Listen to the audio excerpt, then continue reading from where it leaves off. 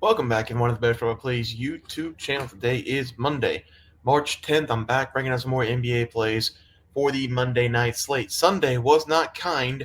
Back-to-back really bad days on the NBA side. 1-3 day today. Denver plus 7.5 was the play because the Thunder up 14-3 to start the game, and then from there it was basically downhill for the Nuggets. They did battle. They were down by 1 point late in the third quarter. The Thunder just closed the game very, very well. That's what they've been doing all season long. They close games. They get the win there. We had the Suns with the winner, minus 7.5. They took care of business against the Mavericks, winning that one by double digits. Nikola Jokic was an assist shy of a triple-double, which really, really hurt. Michael Porter Jr. missed, I don't know, 3 or 4 open threes from Nikola Jokic, but at the same time, he made a lot of threes in the game. So not gonna hold it against one person. Jokic should have played better. Kevin Durant, 21 points. Didn't really need him in the fourth quarter. The Mavericks were out of that game, down by 18 with like 6 minutes left. KD didn't come back in the game until very, very late in the fourth quarter, so that one did not cash as well. So 1-3 day. Got to do better today, and I think we will. We're going to be looking at the rematch, Nuggets against the Thunder. Only thing that I think was a problem for the Nuggets was Nikola Jokic can't play every single second of the game. That's a big issue. Jamal Murray played like shit Sunday night or Sunday afternoon as well. Thunder just had Shea Gill just had 50 points. Maybe that's why he's going to probably win the MVP. I personally know Nikola Jokic means way more to the Nuggets than SGA does to the Thunder. That's what the MVP means. It's who's the most valuable player to their team. Nikola Jokic is the answer. He's my MVP, but I think SGA is going to win it because he just keeps putting up 50-point games. He's unstoppable. He did it again today, and he's one of the best mid-range jump shooters in the NBA. He doesn't live at the three. He just gets to the hole. He makes 16, 18, 12-foot jump shots, and he just dominates teams. But I'm going to go with the Nuggets in this one. I'm going to take the points. I'm assuming going to be plus 8.5. I don't see a number out yet for it, but I'm assuming it's going to be a point or two higher than it was on Sunday. I do like taking back-to-back games, but the first team loses, take the team that lost in the second game. So I'm just going to go with that. The trend for that one with the Nuggets here, plus 8.5. I think whenever Nikola Jokic went out of the game, the Nuggets would just go down by 12 to 14 points. He came back in. They cut to single digits.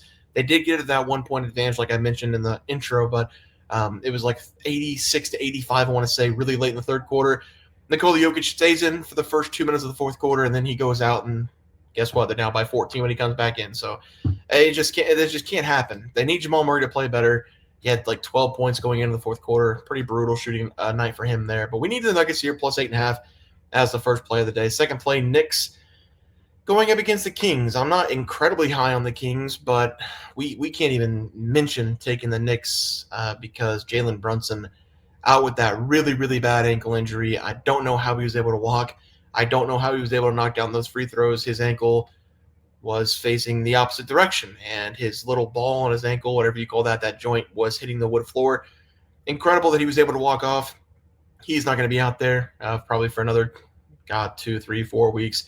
But we can't take the Knicks in this one. We're going to take the Kings against the spread. I will say the Kings. Zach LaVine's been playing pretty well for them. DeMar DeRozan been playing really well all season long. All of a sudden, they have 2 really good scorers, and De'Aaron Fox is a really good scorer, but they really needed to bring in a guy like Zach LaVine, especially since they shipped off De'Aaron Fox to San Antonio. Jonas Valanciunas has been doing a good job down low, filling in for Sabonis whenever he's been on the injured list right now. But I like the Kings here. I think they will win this game.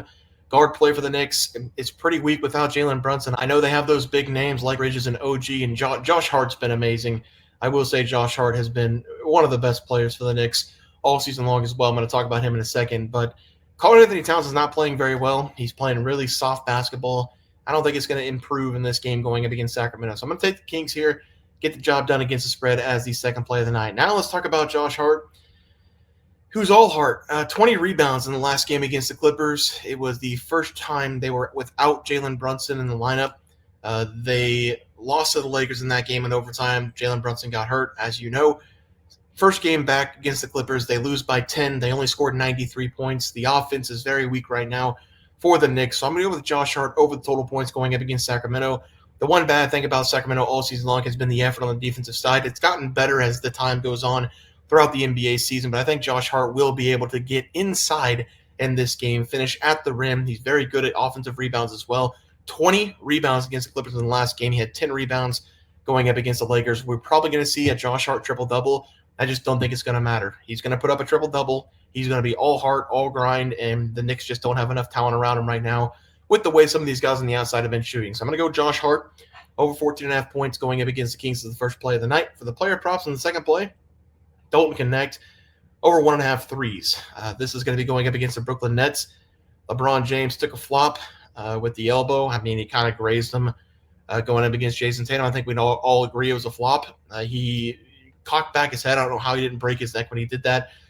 Then he got a groin injury. That's going to be out 2 to 3 weeks with is what they're saying. So hopefully he does return healthy and still LeBron James. I'm always worried about 40-year-olds getting injuries, and you never know when they might be on the floor for the last time.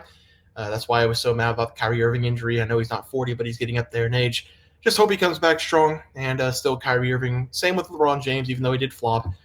Still an injury to the groin. I'm going to go Dalton Connect. Dalton Connect had the extended run in the fourth quarter with the Lakers in that last game that played against Boston. He only came off the floor, I think, the 1 or 2 minutes in the fourth quarter whenever the game was out of hand. But Dalton Connect did play the entire fourth quarter with LeBron James sidelined. I think he will see an uptick in minutes in this one. Played 24 minutes against the Celtics in the last game. Probably going to see 25 minutes in this game going up against Brooklyn. Over 1.5 threes. It might go up to 2.5. This is a guy who's been on fire from the outside.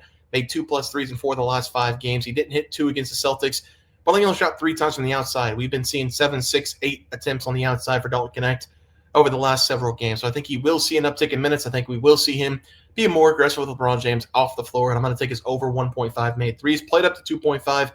2.5 might be getting plus money, but 1.5 right now as the final play of the night. Let's go to the NBA recap graphic. We're going to take Denver against the spread. I think it's going to be plus 8.5, just a couple points higher than what it was on Sunday afternoon. Kings against the spread, going up against the Knicks. No Jalen Brunson going to be a big problem for the Knicks. Josh Hart over the total points, trying to fill in for Jalen Brunson, but that's 28 points a night, 5, 6 assists, and just a ball handler. So Josh Hart's going to do the best he can. Probably going to go 15, 15, and 12, and it just won't matter. They're still going to lose. And then Dalton Connect over the 1.5 made threes going up against the Nets. I will play that to 2.5, but I don't think we're going to have to. I think 1.5 will be the play there. Guys, this is going to do it for the NBA picks and props for Monday, March 10th slated games. If you guys enjoyed the content, please subscribe to this video and subscribe to the channel below. See you guys next video, and thanks for watching.